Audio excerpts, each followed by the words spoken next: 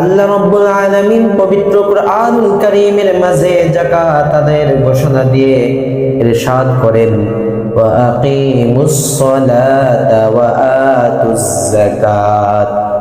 পবিত্র কুরআনুল কারীমের মাঝে রব্বুল আলামিন প্রায় 32টি স্থানে যাকাতের বর্ণনা টেনেছেন, যার মধ্যে প্রায় 28 জায়গায় নামাজ এবং যাকাতের কথা একসাথে বলেছেন। যাকাতের সর্বমোট 8টি খাত রয়েছে। এর মধ্যে 1 নম্বর খাত হলো যারা ফকির, প্রকৃত অর্থেই ফকির, পেশাদার ফকির না।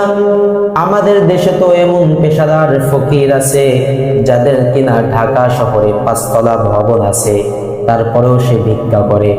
জেনে শুনে এমন পেশাদার ফকিরকে যাকাত দিলে যাকাত আদায় হবে না। 2 নম্বর খাত হলো মিসকিন, যে এক বেলা খাবার খায়, পরের বেলা তার কাছে কোনো খাবার থাকে না। আপনি যদি তাকে দান করেন, সেই টাকা দিয়ে সে কিনে খায়, এমন মিসকিনকে আপনি যাকাত দিতে পারবেন। যাকাতের 3 নম্বর খাত হলো আল্লাহর রাস্তায় যে সকল মুজাহিদরা জিহাদ করেন, অস্ত্র কেনার মতো তাদের টাকা পয়সা থাকে না, যাকাতের অর্থ দিয়ে তাদেরকে অস্ত্র কিনে দিয়ে সহযোগিতা করা যায়। যাকাতের 4 নম্বর খাত হলো ইসলামী রাষ্ট্রে গরিব দুঃখীদের মাঝে যাকাতের মালগুলো বন্টনকারী কর্মচারীদের ক্ষেত্রে যাকাত নেওয়া জায়েজ আছে। যাকাতের 5 নম্বর খাত ছিল যারা নতুন মুসলমান হয়েছে তাদেরকে যাকাত দিবে, যাতে করে তারা দ্বীনি কাজে আগ্রহ পোষণ করে। কিন্তু ইসলামের প্রথম যুগে এটা জায়েজ থাকলেও বর্তমানে এটা জায়েজ নেই। কেন? বর্তমানে ইসলামটা এতটা প্রচার প্রসার লাভ করেছে যে অন্য অন্য ধর্ম অবলম্বী লোকেরাও ইসলাম সম্পর্কে কিছুটা জানে। সুতরাং তাদেরকে অর্থ সম্পদের লোভ দিয়ে, যাকাত দিয়ে তাদেরকে যে ইসলাম ধর্মে দীক্ষিত করতে হবে, বিষয়টা আর আগের মতো নেই। যাকাতের 6 নম্বর খাত হলো যারা ঋণগ্রস্ত।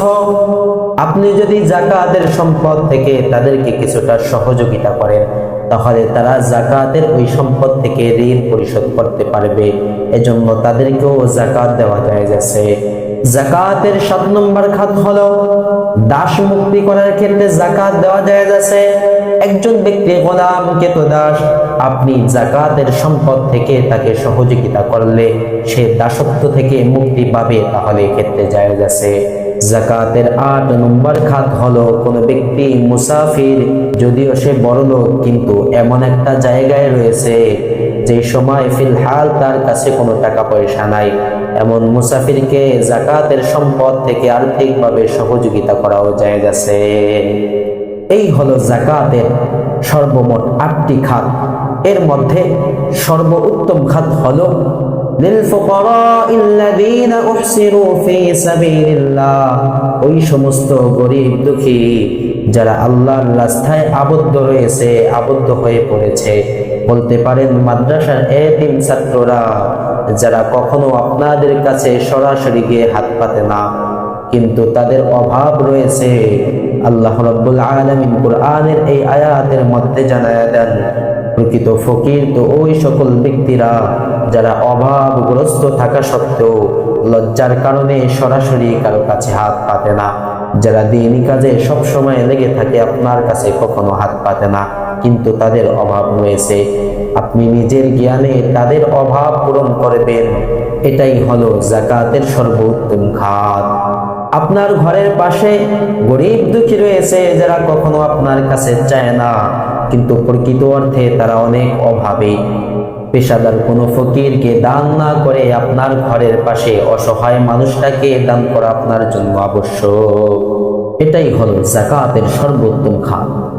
যারা নিসাব পরিমাণ সম্পদের মালিক হওয়া সত্ত্বেও আল্লাহর রাস্তায় যাকাত আদায় করে না, আল্লাহর হাবিব সাল্লাল্লাহু আলাইহি ওয়াসাল্লাম হাদিসে পাকের মধ্যে জানায়া দেন, মান আতাহুল্লাহু মালান, যাকে রব্বুল আলামিন মাল দান করেছেন, নিসাব পরিমাণ সম্পদ দান করেছেন, ফালাম ইউআদ্দি যাকাতাহু, অতঃপর ওই ব্যক্তি যদি সেই মালের যাকাত আদায় না করে, মুসিলা লাহু ইয়াউমাল কিয়ামাতি শুজাআন আকরা লাহু যাবিবাতান, কিয়ামতের দিন তার ওই ধন সম্পদগুলো কালো রেখা বিশিষ্ট চক্ষুওয়ালা বিষধর সাপে পরিণত হবে।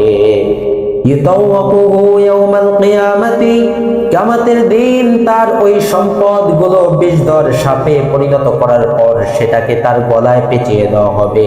সুম্মা ইয়াখুযু বিলাহজিমাতাইহি, এরপর ওই বিষধর সাপ তার চোয়ালে কামড় দিয়ে বলতে থাকবে, সুম্মা ইয়াকুলু আনা মালুকা ওয়া আনা কানজুক, এরপর বলতে থাকবে আমি তোমার সম্পদ, আমি তোমার পুঞ্জীভূত মাল, যা কিনা তুমি দুনিয়ার বুকে যাকাত আদায় না করে জমিয়ে রেখেছিলে।